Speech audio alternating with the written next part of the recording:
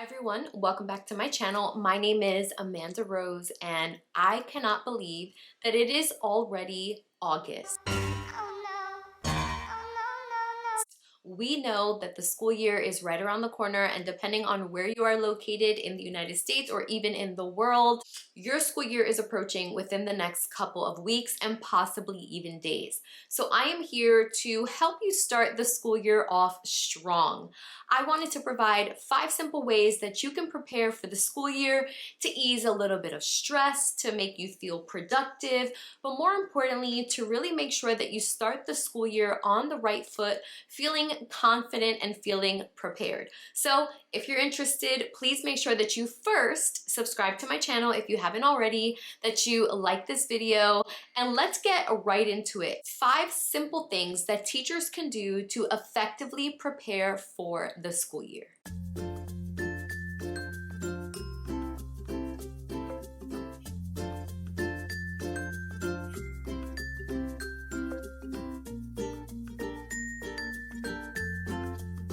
Number 1, set up a weekly workflow schedule. If you are a new teacher or you've been teaching for 15 years, you know that organization and productivity is super important when you are teaching. And so what I have found is that the most effective way to feel like I am getting everything done that I need to get done, for the most part, because let's be real, there's always something that has to get done, but it's creating a weekly schedule. And so for me, I have created a schedule. I'll actually link it below. I have it in my Teachers Pay Teachers, where you can see an outline of what I like to do. But here's the purpose. Here's the benefit of a schedule. We need to be able to eliminate as many decisions that we are making throughout the day as possible. That mental fatigue is real, okay? And so it just makes it a little bit easier, less of the brain fog, where you can just look at your schedule and say, oh yep, Tuesdays afternoon, I'm supposed to call parents. Wednesday afternoon, I'm going to grade these exit slips. Thursday morning, I am going to whatever the case may be. This is meant to be flexible. We know the nature of teaching. Every day is not a predictable day, but it is better to have a plan than no plan of attack for every single day of the week. Of course, you can adjust it to what is realistic for you and your workflow, and you might not really even be able to get a groove for the next couple of weeks. Once you're actually in it, you're teaching, you're used to your new schedule or maybe the same schedule, then you could figure out, you know what, my prep period is most effective doing this, making copies, running around and making sure whatever, and maybe at home you prefer to grade. But it's so important to have a consistent plan. There's some weeks that will go by and I'm like, oh my God, I totally forgot to reach out to parents, whether it's to say something positive, whether it's to remind them that their child is on the verge of failing, but just being able to look down, whether it's a calendar, whether it's a template that reminds you, hey, on this day, this is what I should be doing, is going to make the biggest difference. Number 2, create a welcome back letter for families and your students. Why do I like doing this? I think that it sets the tone immediately and opens up an avenue for communication. This for me is where I like to lay out everything, a little bit about myself. Maybe I'll mention where I graduated from, how long I've been teaching at this school, what my favorite topic is that we're going to be learning about. I like to also include expectations, materials, anything that the students will be needing throughout the school year, as well as like important projects that we will be doing throughout the year. And something that I'm adding to this year is also, what is my hope for this year? What do I want the students to get out of it, right? It's more than just learning. Do I want them to increase their curiosity? Do I want them to really improve on their reading and writing skills? Do I want them to improve in their research skills? Like, what besides just content do I want my students to get out of this particular school year? You could even mention things like building great relationships. I'm hoping that every student will get involved in a club. Whatever the case is, I like this to be a way to really show your personality through and it not just be a ton of information about your class, because sometimes it can feel very syllabus-like, but you want this to truly feel like a letter.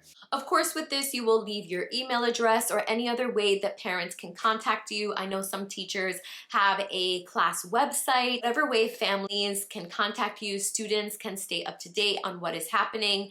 This should be included. I also include a photo of myself. I know that that might be a little cheesy, but it's just a headshot, a professional headshot that I like to send home because for the most part, we don't meet parents until November during parent conferences. So I like this as like a nice introduction into the school year.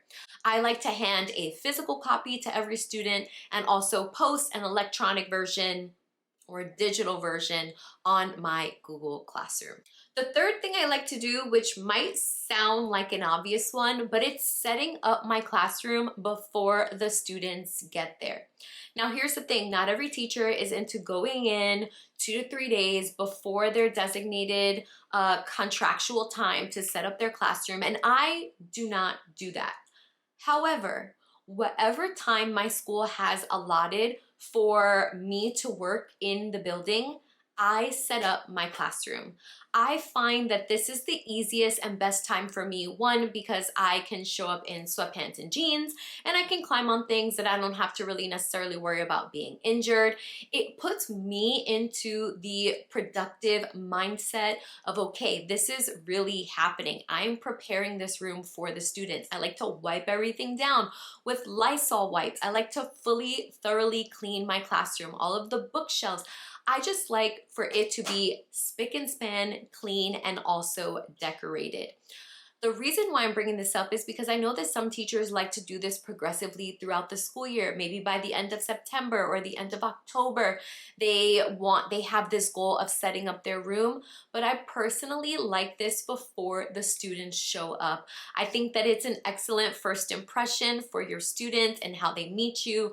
Again, it says a lot about your personality, and I want them to know, hey, I was even thinking about this physical space before you walked into it. It's not an afterthought.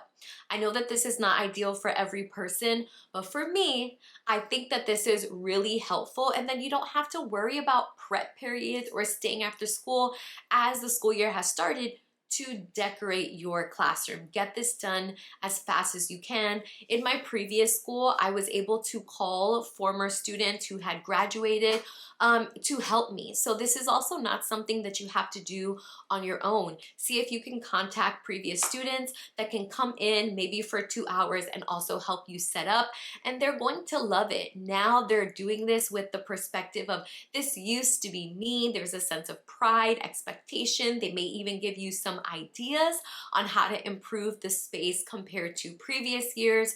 So definitely a great idea if it is possible for you to get some former students in and help you decorate your classroom as well. Number 4, plan 3 no prep sub lesson plans. Why? Things happen. I know that when the school year starts, no one is thinking I'm going to be sick, or I am, God forbid, going to get injured, or something is going to happen that requires you to take off. We start the school year with the expectation, I'm going to be there, I'm going to get my job done, and I'm going to do it well. But life happens, and the last thing you want to do is be on your computer at 12 in the morning or at 4 or 5 in the morning. I love current events. You can have article links in your Google Classroom where students can just log in and they can click something, they can fill out a current events worksheet. I actually have one in my Teachers Pay Teachers, or you can just print a big stack of these, print about maybe 100 to 200 of them and just keep them in your classroom. And if you do have to call out, you can always ask a student like, hey, this is where all of my sub lesson things are. You are responsible for taking it out and giving it to the substitute. But having things printed ahead of time make the world of a difference. Magic School AI, they also can help you with creating a reading with questions and different tasks for your students. If you haven't already checked out that website, it is gold for teachers. but I would highly recommend creating sub-lesson plans. In my previous school, it was actually mandatory. We had to submit 5 of them and print them out and put it in a binder. Luckily, where I'm at now, it's not required, but it is a practice of mine that I still implement. So much easier, so much better. You can just pull something up, put it into Google Classroom, or know that it's already printed. Looking for assignments that are very general are going to be your best bet, but create your sub plans ahead of time so that, again, if you do have to call out, it is not even a thought. Copy, paste, print, or attach to Google Classroom. Number 5, it probably seems like the most overwhelming, but I think the most useful. Number 5 is plan out your first week of school. 100% know what you're doing every single day. I have a video already on my channel. I can link it so that you guys know what I'm doing for the first week of school. It's fairly new. It's what I uploaded last year for last year's school year. I'm following that same format because for once I finally feel like I have cracked the code, and that works for me. So I'm going to be linking that. I can put it here and I can also put it in my description. But plan out your first week. What is it going to look like on the first day of school? How long are you doing icebreakers? When are you going to tell them the rules and preparation for your class? What day do you actually start content? Every year in New York, we start school on a Thursday. So it's Thursday, Friday, we push through, exhausted, the weekend feels crazy, and then Monday, Tuesday, Wednesday. Some people have asked me, what if your week doesn't start on a Monday? Here you go. I do the same format. Days 1, 2, 3, 4, and 5 remain the same for me regardless of what day we go back to school. I am telling you, this will relieve so much stress. One, keep in mind though, it will be the most time consuming, but in my opinion, the most beneficial. So I would highly recommend planning your first week of school, and that way you know how to start the year off strong, prepared, and most importantly, passionate about what this year is going to be like for you.